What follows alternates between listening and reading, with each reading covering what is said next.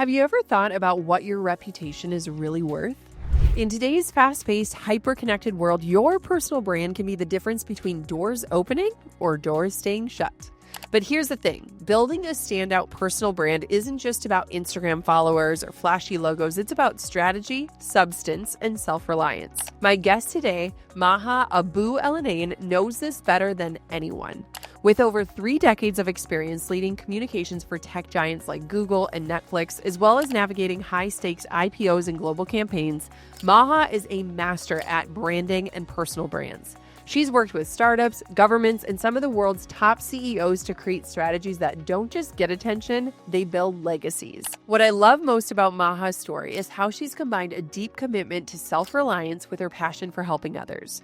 Born to Egyptian parents and raised in the US, Maha's career has been a masterclass in bridging cultures and industries. She's been named one of the most influential women in Dubai, a Forbes Power Woman of the Middle East, and now she's stepping into the spotlight with her USA Today and Amazon best-selling book, The 7 Rules of Self-Reliance.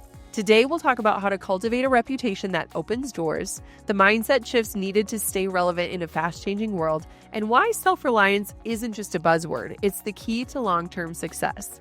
Whether you're an entrepreneur looking to stand out or someone ready to take control of your career, this episode is packed with practical strategies to help you thrive.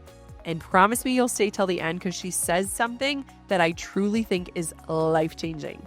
Maha, welcome to the Goal Digger Podcast. Okay, Maha, I want to get real right out of the gate. So what is the biggest mistake that people make when trying to build a personal brand? And why do you think so many people get this wrong?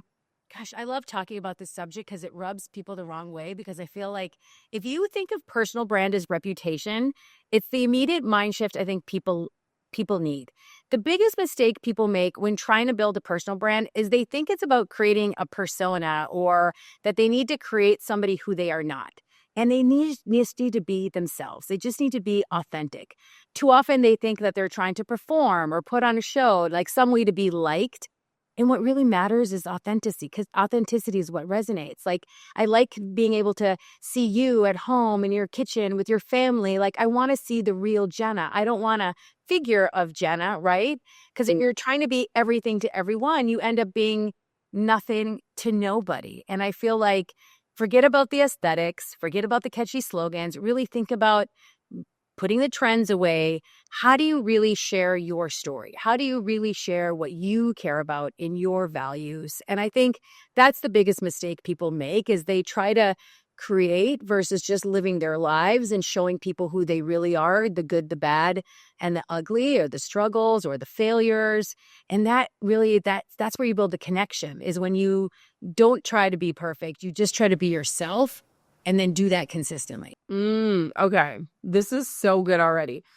I love this so much because it's really interesting. People will reach out to me and be like, if I had your platform, I would be talking about X, Y, and Z. And I'm like, you don't get a platform and then get to talk about it. You start talking about it now and your platform will grow. And I feel like it's interesting because people do look at this brand idea as a persona. And I think, man, you are going to be so out of alignment if you have a brand separate from yourself. And if your brand doesn't allow you to evolve as a person. And so I love that. I mean, you are someone who has worked with some of the biggest brands and leaders in the world. And so what are some of the most surprising lessons that you've learned about what it takes to stand out, especially in such a noisy world that we find ourselves in?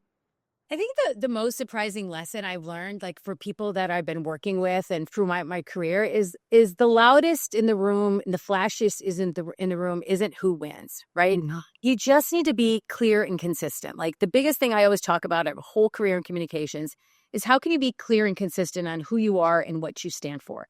The way you show up consistently is what I think has like led me to work with a lot of these people, as I see that's what they do. They show up consistently. They're clear about who they are. They don't try to just be flashy and be loud and try to get attention grabbing. The work comes, and this is one of the themes of my book, is stay low and keep moving. Like, how do you just put your head down, stay focused, stay consistent of what are your strengths? What are your values? What do you care about? And just tell stories around that. Yes. Okay. Let's go deeper on consistency because I honestly think this is one of the most underrated ways to find success and to actually grow.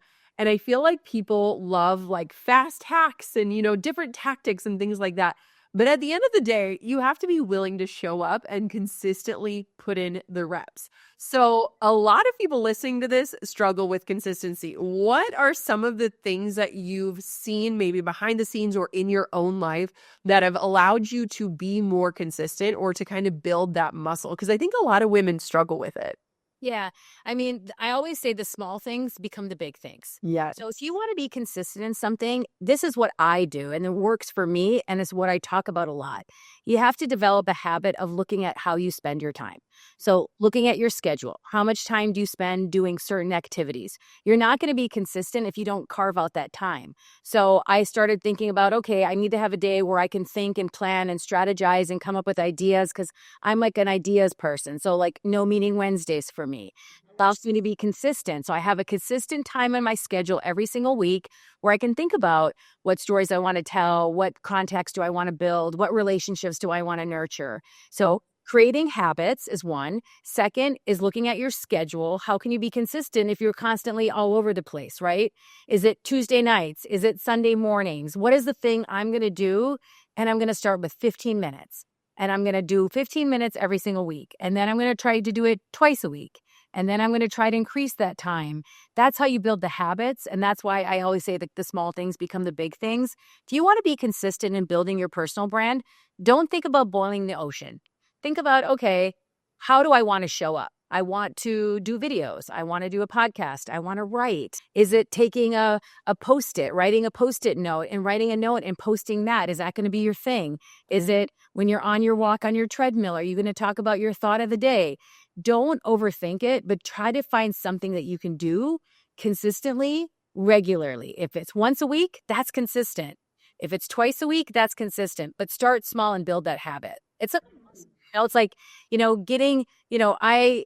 just got a treadmill recently at home and I'm like, because I wasn't moving enough. I wasn't walking enough, right? And now I'm like, okay, 30 minutes every morning before I start my day, I'm going to start the habit of trying to walk. Now I got the vest on. Now I'm doing some of the classes. I see you have a vest too, like I'm a big Yes.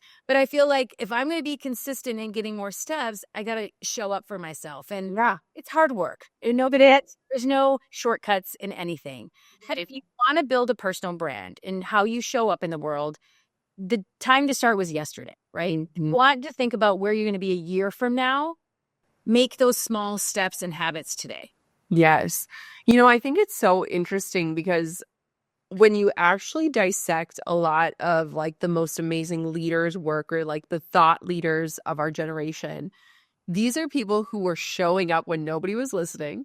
There are people who were showing up when people didn't believe them or didn't understand it, right? And they just kept showing up. And I feel like our society has gotten so like overnight microwave, like, Amazon Prime. Yes. Like everyone wants big titles, big money, And fast. And it's like, dude, do the work. Like people don't realize this. Like when I started my business 13 years ago, I blogged every single day, Monday through Friday for years straight. And like nobody read it, right? Like my mom read it. There's probably 30 readers. And it's like just building up those consistency muscles. One, shows you that you are somebody who's capable of following through and following up on your commitments, which I think a lot of us struggle with. But it's so interesting because I think people want that overnight success. So how do we combat that in this world that has become so immediate gratification when we know what it really takes to build something big? Yeah, I mean, I believe in being a long-term player, right? We have that instant gratification where we want to tap to pay and get out, or we really want to download the whole season now. Like, I think transactions it's a different mentality than thinking about relationships. And I think like to get out of that, I always ask myself, what's the value I'm bringing to a relationship? Or what's the value in me trying to speed it up and do it quickly? Like there's lessons in how you fail. There's experience in how you fail. And I feel like even for me in the course of my career, like I grew up in Minnesota, born and raised here. I ended up moving to Egypt when I'm 27, can't find a job. I end up getting offered to be a secretary for a billionaire. And I was like, this isn't what I came here to do. Like, I feel like I can do more. I need to be achieving 1, 2, and 3 at this stage in my life. And you know what? I took a nice piece of humble pie. I accepted that job and I started putting in the effort and the hard work. And that was a very pivotal decision in my life that changed my life forever. Because I decided to do a secretary role at 27 with a master's degree, with all this experience, I thought I was overqualified. I learned how to bring to myself, how to bring value to others and how to put in the hard work. And you have to be patient. You can't get everything you want when you want it. And doing that and taking those small steps and just trying to prove it to myself and to others that I could do more gave me incredible learning experience and opportunities. And it changed how I move forward in my whole career in the Middle East based on that. And so I feel like for people who are wanting that instant gratification, take a pause. Nothing good comes easy, that comes fast. If it comes fast, it's going to go fast. Yes. Think about long-term relationships and people in your life. You don't want people who are hit and run, who are in your life because they want something. Friendships are not just friending and unfriending on social media. You need to nurture those relationships and check on them and show up for them and bring value to them and connect them to others and ask this question that I love, which is, how can I help? Mm-hmm. I always meet somebody. I'm like, what I want to know what they care about. So I ask them, how can I help? And then I find out what are their pain points or their ambitions or goals or objectives. And I'm like, okay, I'm going to see if I can introduce them to someone or send them an article about that. Don't think about instant gratification. Think about long-term relationships, long-term goals, long-term results. It's a mindset that people just need to wrap their head around. Mm-hmm. And it's worked for me for 30 years. Yeah. And I really believe that your relationships and how you treat people and putting deposits in other people's trust banks is what will give you back tenfold, 10x than any instant gratification move would ever do. Yes. Oh my gosh. Okay, I have an embarrassing confession, but Drew and I watched this TV show called MTV The Challenge, and it's like, okay, but anyways, they just had this season, and at the end of the season, they had karma votes where they got to place karma on their competitors. Oh, wow. And it was amazing because it showed certain players who were just kind and supportive and there for other people ended up winning because of their karma votes. And it was such a beautiful and weird illustration of this world that has become so what's in it for me versus how can I help? And it's just such a beautiful reminder of when you are in service of other people, it will come around. It will 100% come back to you in ways that you can't even see or fathom. And I just think it's such a much more rich experience also, right? Always does, Jenna. It always pays off. Yes. Hard work always pays off, and investing in relationships always pays off. So, they always talk about when you're young, do compound investing, save $100 a month. By the time you're 50, you'll have all this money. Same thing goes with relationships. Yep. When you're in college or when you're a young entrepreneur, you're working in a new role, build relationships with people. You don't know where these people are going to end up 10, 15, 20 years down the line. They might be a client, an investor. So invest in relationships, invest in people. I heard someone told this to me a long time ago. Be careful who you step on your way up the ladder because you will see them on the way back down. Yeah. Because easy to rise, easy to fall. And that's just how life works. It's about long-term relationships, long-term, putting deposits in other people's trust bank. And I believe it. I live it. It's something I teach in a lot of the people that I work with and in my clients and in my book. I feel like it's a game changer for not thinking short term. You'd be surprised how much you can get back. Oh my gosh, so much so. One of the things that I love about your work is you talk a lot about creating opportunities and not waiting for them. Yes. And I feel like we have a few different camps of people, but there are definitely people listening to this show who are just waiting for the right moment, the right opportunity, the right invitation to fall into their lap. And so what does it look like to create opportunities? And how can people kind of start to see the spaces in their lives where they can be creating opportunities for them instead of just waiting? Yeah, so the story of this is don't be a waiter is a sense I always say because someone said that to me. They said, I'm waiting.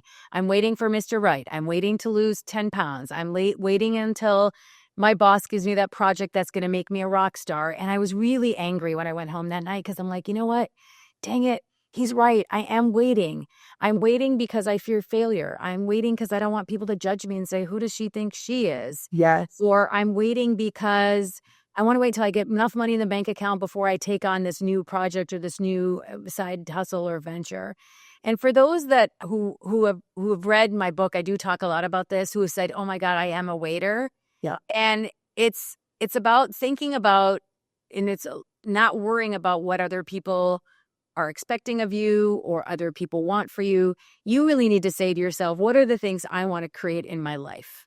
And I want to create these opportunities, but I don't have the skills. Well, Maha, then I need to reverse engineer and figure out how I can get those skills. Yep. Or I want to create this opportunity for myself, but I don't have the experience yet. Well, then I need to like reverse engineer. What are the steps I need to take to start getting that experience, right? Mm-hmm. So when you're thinking about waiting for opportunities and discovering that, I might be just waiting because I don't want to bet on myself. My message to you is you only have yourself. There's only you who can drive your ambitions. No one's waking up every day thinking, oh, I'm going to put Jen on the top of my priority list and think about her career every single minute of the day. Right. You need to do that, right? So you need to figure out every action you take, every connection you make is building towards something bigger. And if you're waiting because you think that you don't have what it takes, is that related to the negative self-talk you're saying to yourself? Or what are the things you think, okay, I know I'm waiting.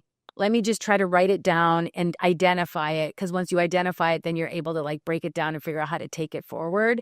But so many people that I've talked to that say they're waiting, it's mostly because they fear what other people think. Other judgment. And isn't that a terrible way to live? Like, was my story. I was like, I've been in communications for 30 years doing this, working for clients that work with me privately. My team's like, you should start making video and talking about it. I'm like, I'm not that girl. I'm not going to be that girl that's making those videos talking about how to communicate better. Then I thought, well, wait a second. I don't do it because I don't want people to judge me and say, oh, look at that video. Look at her hair. What does she wear?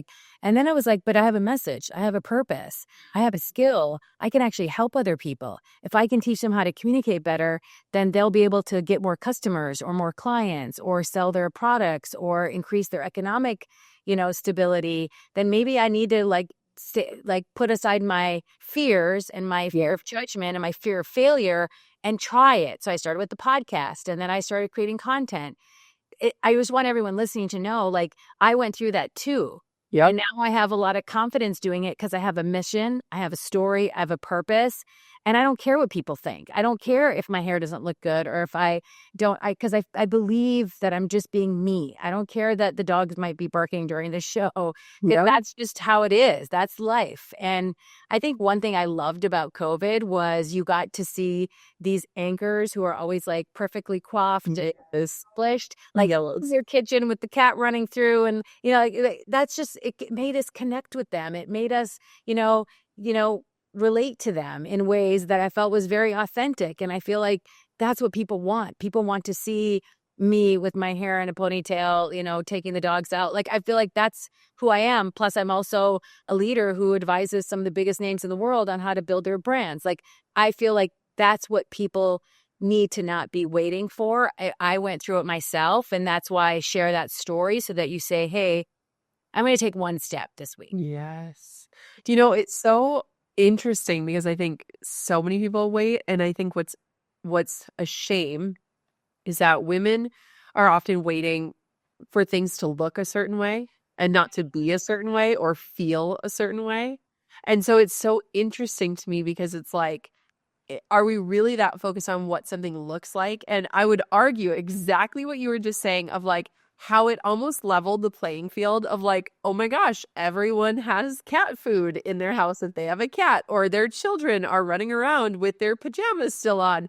Yeah. And I feel like that is the most authentic. Yeah. And it's oh, if they can do it, this actually makes it feel way more attainable than seeing that perfect polished version. Yeah. And so it's just so interesting because I think a lot of times we wait on things to look a certain way when really if we just focused on how we want people to feel, it would change how we show up and what we think about the things that we're most worried about. Yeah, and I also think too, like if for women, sometimes that imposter syndrome sinks in of like, I don't think I should be doing it. I don't think I'm good enough. That like Yeah. other people would just like full throttle go out and do it and not think about twice about it.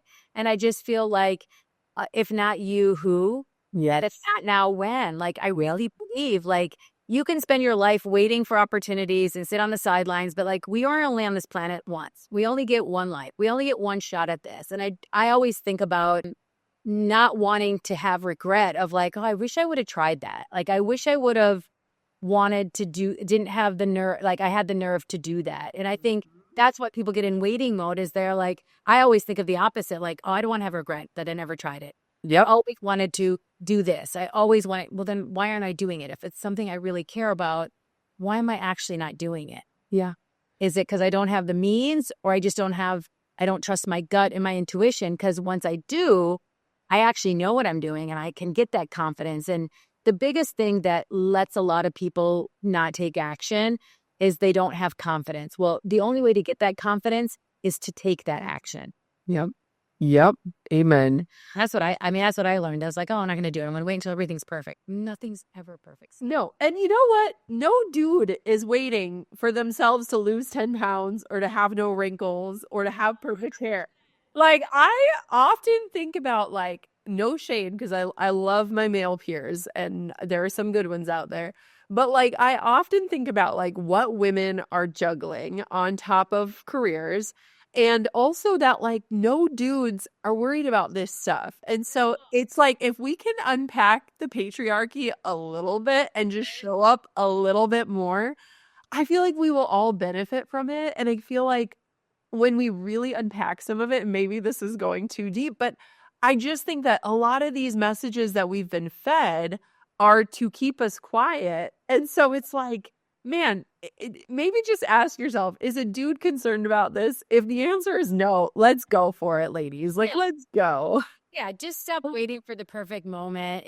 Take one step forward, no matter how small, because you get that trust from making progress. Like, just like getting your feet under the ground and knowing, like, if I just show up and do the work, that's showing up and doing the work. And momentum usually that you're looking for is on the other side of action. I'm like, okay, I just need to try like the treadmill. Like, okay, I'm going to just do it once and then I'll do it twice. And then you start to develop that habit of like, I don't need to wait for a reminder. I know what this is good for me. I should try it. Just Yes. Yeah. One thing I often think about too, Maha, is like people should Google early videos or things from people they admire and go and see those like early, like awkward, like I was re-listening to one of the first episodes of my podcast. I sounded like a California Valley girl. Like I don't know where that voice came from, but I showed up, right?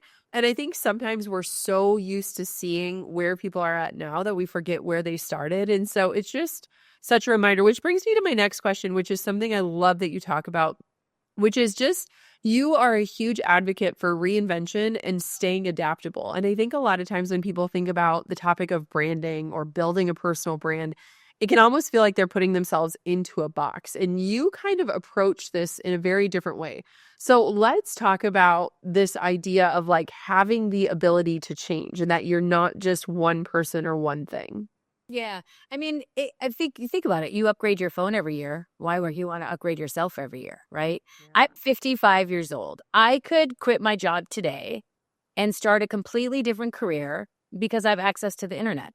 Yeah. I can learn things for free. Podcasts are for free. YouTube is for free. And so I always feel like retirement, I just did a post about this, like retirement doesn't mean that your life is over. That's actually when you have experience and you have knowledge and you have relationships and you may have a bank account. Like, and now you have time. Now you have the time to start focusing on your passions, your purpose, taking all that experience. So I always talk about this reinvention because you have access to learn new things and you should be, learning all the time new things that are happening in the world and what you can take advantage of or things that you're curious about. Like I missed a class making these cozy, chunky blankets. My sister and I were going to go do this and I missed it. And I was so mad and because I had a conflict and then I really wanted to learn something new. Like, I'm like, I need to learn new things, whether it's like taking online classes or podcasts or learning to do something with my hands,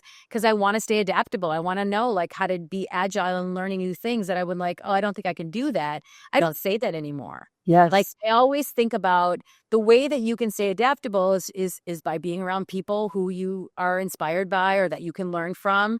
You don't necessarily need to learn from books and podcasts and YouTube videos. You can learn from people, and that's also for free. Yes. I always think about like, we have to redefine what we think of our stages in our lives. Like, we may love our jobs and be there every day, full-heartedly love it, but we also have nights and weekends. That are we spending every night watching TV shows, or could we spend one night learning something new, playing pickleball or learning how to play a keyboard or reading a really good book that you just want to immerse yourself in? And I feel like that's the key to staying competitive in today's market is you got to be adaptable. You have to be agile.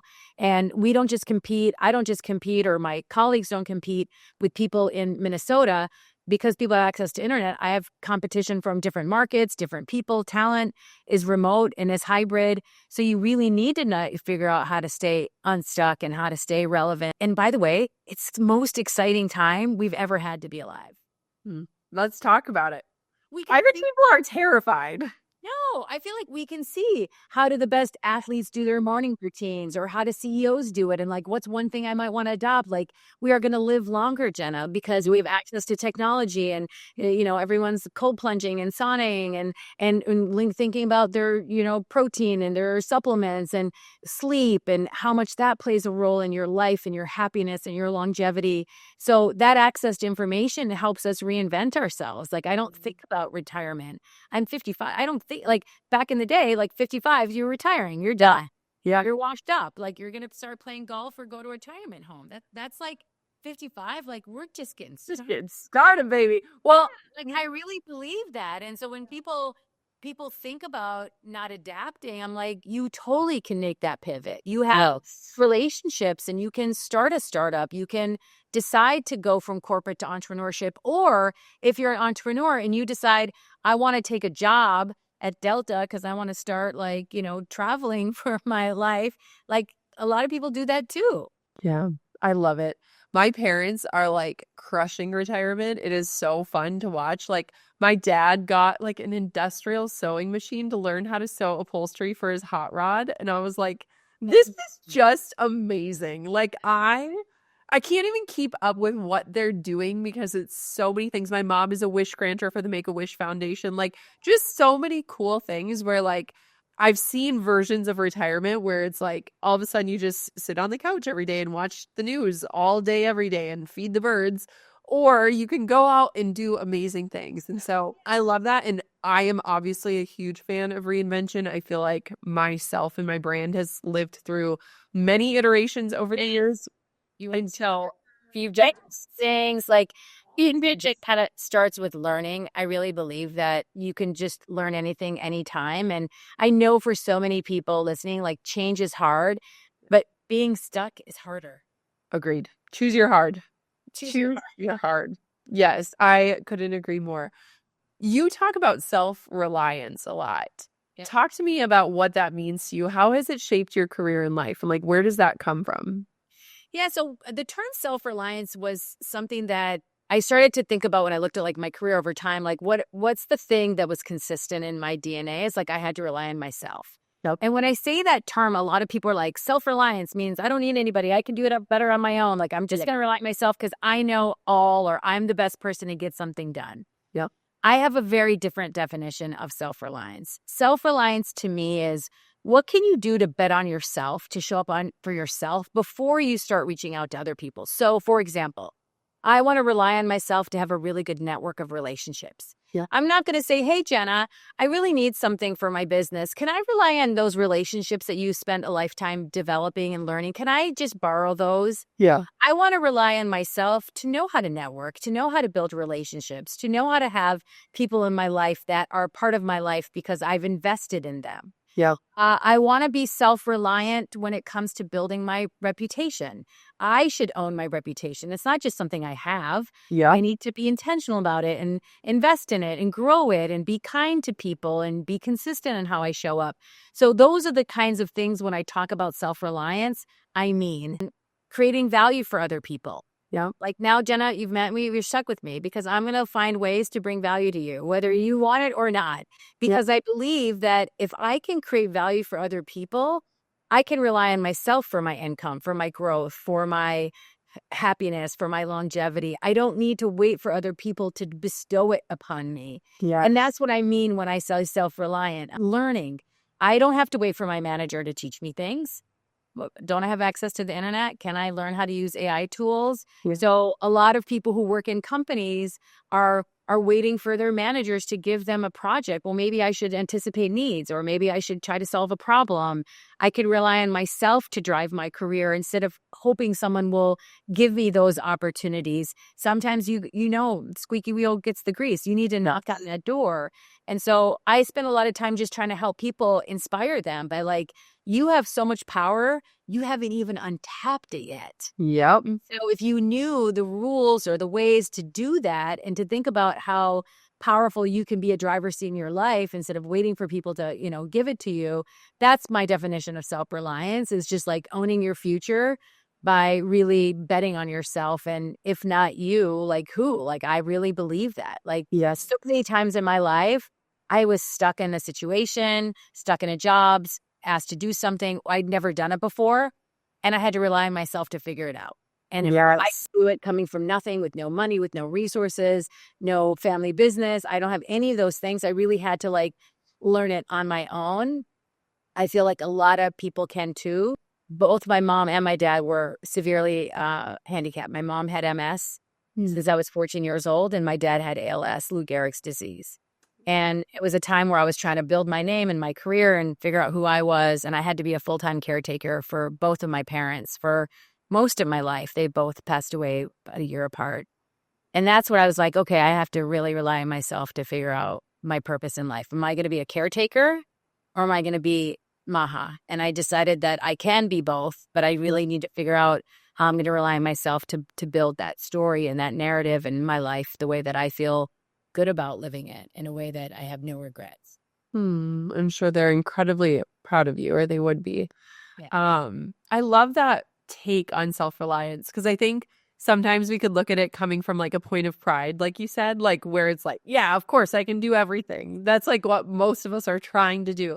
But I think it's that ownership piece that a lot of people are missing, right? And so it's like, yeah, if you were to reverse engineer so many careers, it's the people who just were audacious enough and curious enough to figure it out, right?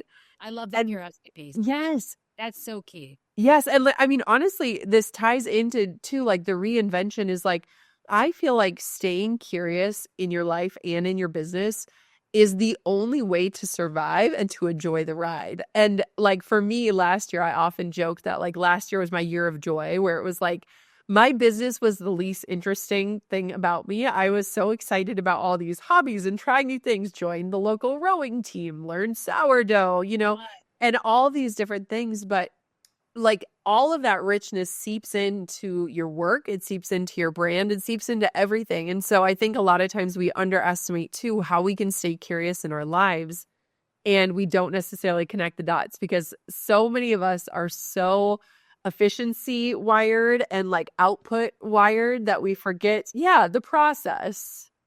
Sometimes, and I talk about this, Jenna, too, like doing nothing takes effort. Yes. I need Rest is hard. Rest and recovery are essential in life. And, that's why if you're always working, if you're always thinking, you're not giving your brain time to bring in new ideas or new reflections and planning. And that's why I schedule my time that way so that I can do that. Imagine, I think the entitlement of some of the people in the workforce, like I'm entitled to these things, or the need to always be productive and always on and doom scrolling and doing all that. That's so bad for you. Like, just because everyone else does it doesn't mean that it's right for you. Yes. Yes. What would you say to somebody who's listening? Either they're starting a personal brand in 2025 or maybe they're reinventing their current brand. What's some advice that you would give them? Well, one, I think they should do it. First of Yeah. all, your personal brand is not about your personal life, it's about your reputation. So I feel like I really want everyone to listen to this. Like, think about your reputation and how you want to show up and take that first step. So, one, I would encourage them to highly do it.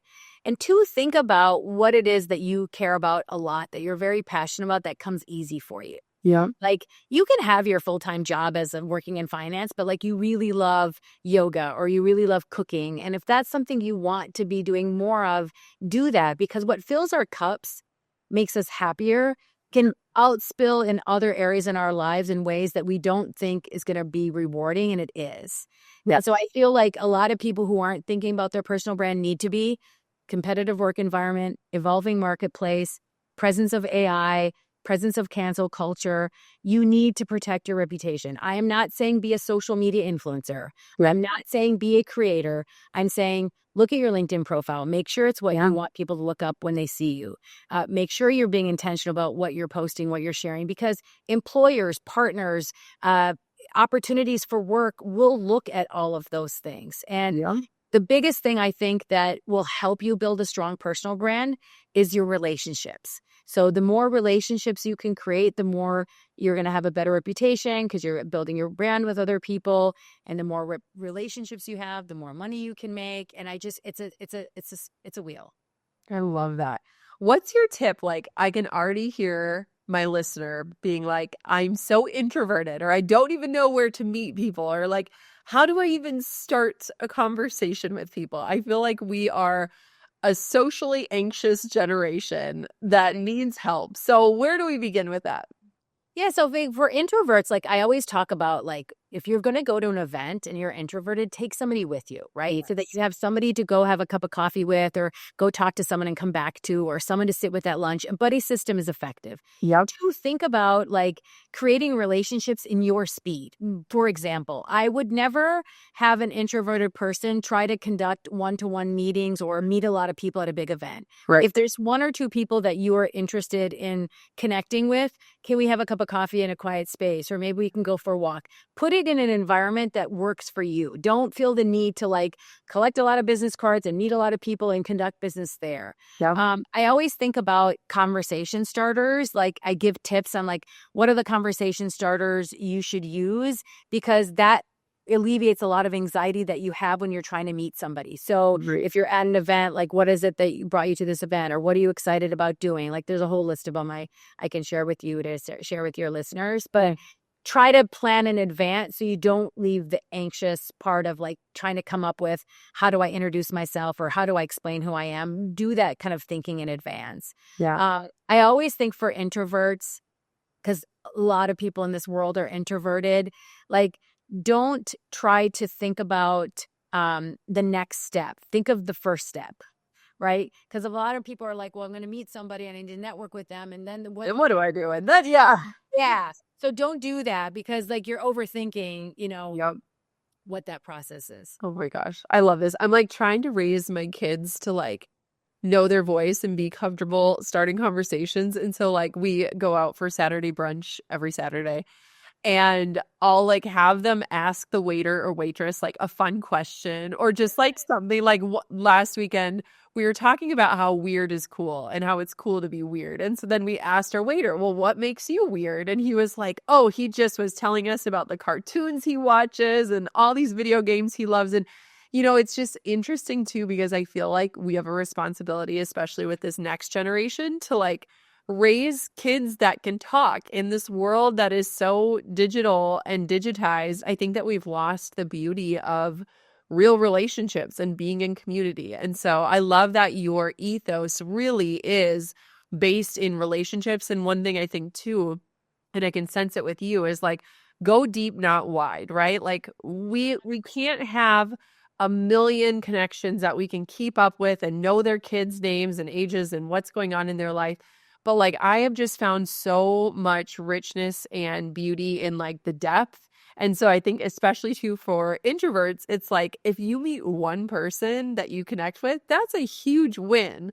And I think our world is so obsessed with like going wide when really we should focus on going deep. Yeah, even when you think about like your New Year's resolutions and goals, and I always talk about like working on relationships, Yeah. pick 5 people you want to meet this year. Yeah. Cultivate a real meaningful relationship with them in person, remotely, showing up for them. Like, don't make a big list. People don't have time to like network and build their personal brands and create content and take care of their families and meet their obligations. It's just a lot. I mean, everybody's lives, right? Right. But it's about being intentional. I'm going to pick a couple of people I really want to meet or invest my relationship with, or someone I met last year that I want to take the next level with, or I want to connect them to somebody else. Like, that's how you should be approaching it. I feel like we know hit and run relationships and we see them, and we don't want to be a part of that. We don't want to be a part of having to accumulate a lot of business cards and then figure out, what do I do with all these people that I met? Yeah. Which ones are really meaningful for me or my life or my business, or which ones could I really bring value to or are going to have a long-term, impact? And I feel like thinking about it, like being intentional about it, is really, really important. Yeah.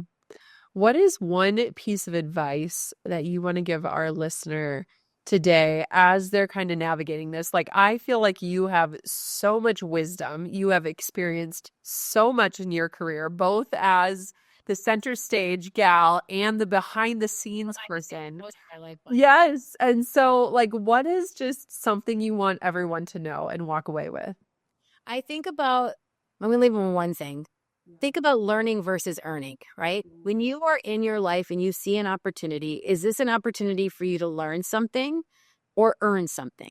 Sometimes you need to make a decision based on financials because it's going to give you a nice way to earn. But I always look at, if this is going to give me a chance to learn, to grow, to meet new people, to learn about a new industry, to challenge myself, I'm definitely picking learning over earning. That is so good. Oh my gosh. I just feel like if people look at things on that context, like, Yes. learning is a short-term maybe gain, but might have a very long-term implication. And I think about learning versus earning. What opportunities are you looking at today or considering tomorrow, and putting in that lens, and then ask yourself, is that a learning opportunity or an earning opportunity? If when we're young, we should be in learning mode. And when we're older, we might want to be in earning mode. But you got to learn. If you're switching careers or you're thinking about contemplating something new, I would take it the opportunity if it's going to give me a chance. Even I do it at my age. If it's got me a chance to learn, I'm going to work for free for a client because I want to get into that industry. I want to build relationships. There's a reason why I'm picking that choice, and it's because I value learning over earning. Oh, and people don't realize that knowledge compounds. Like when you learn something once, you can reap the rewards of utilizing that knowledge, putting it to work for the end of time. And so nobody has ever said that before in that way. And I feel like, Maha, that was one of the most beautiful things I've ever heard on this podcast, is just for people to reposition that. And I think we are so hyper focused on earning. And I think that there is so much value waiting for you and compounding value in learning. Oh my gosh, I'm obsessed. So good. Okay, you just had a book come out. Tell us a little bit about your book and where we can get it. Yeah. It's called The 7 Rules of Self-Reliance, which, we talked a little about self-reliance. It's available everywhere. It's on Amazon, Barnes & Noble, booksellers everywhere. And it's a great book for people to read who are thinking about, how can I bet on myself? Yes. How do I create value? How do I not be a waiter? How do I become a lifelong learner? How do I build the best relationships and be a long-term player? How do I build my personal brand? It's the biggest chapter in the book for a reason, because you have to think about online and offline, like what you should do on social versus what you should be doing in real life. And guess what? What matters, what you do in real life is really what matters. And then how to live with no regrets, like what your circumstances that happen to you don't define you. I talk a lot about my personal story with my parents in that chapter. And then stay low, keep moving. It's my mantra for life. It's been my mantra for 30 years. Yeah. You have to stay low, not low profile, like just stay focused on what you care about. So if you're always living in whatever people distracting you or people who are trying to take you away from things that you care about, not either doubting you or the distractions of everyday life, you're never going to achieve what you care about. And I really want people to think about, how do you stay low, focused on what you care about. How do you keep moving? You're going to have setbacks. You're going to have bad days. You're going to have economic downturns. You're going to lose clients. You're going to lose friends. Life is messy. So how do you stay low and keep moving? Oh, and where can everybody connect with you? On Instagram, my name, my handle, and on LinkedIn. And I have a weekly newsletter, and I give a lot of comms tips for free and do a lot of free coaching. So, Oh my gosh. Thank you so much Thank for you. coming on this show. It was amazing. So many good nuggets of wisdom. Just thank you for showing up and sharing today. Jenna, thank you so much. I'm a huge fan of your work and very delighted to be here. And I see you soon. Like, we're in Minnesota. Yes. Yes. When Maha dropped that nugget of, are you learning or are you earning? I literally had to hold myself back from shouting amen. I have never heard it put in that way. And I think that that is one of the most powerful pieces of advice that we've ever had on this show. I think so often we're so focused on the earning piece that we forget the power of learning, and we forget to see how that learning can impact our trajectory, our growth, and our future. I absolutely loved having Maha on the Goal Digger podcast. I'm sure you loved her too. If you know someone who can benefit from this show, just take a quick minute and share this episode with them. It would mean the absolute world to me. And thank you so much for tuning in to the Goal Digger podcast. Of course, until next time, keep on digging your biggest goals.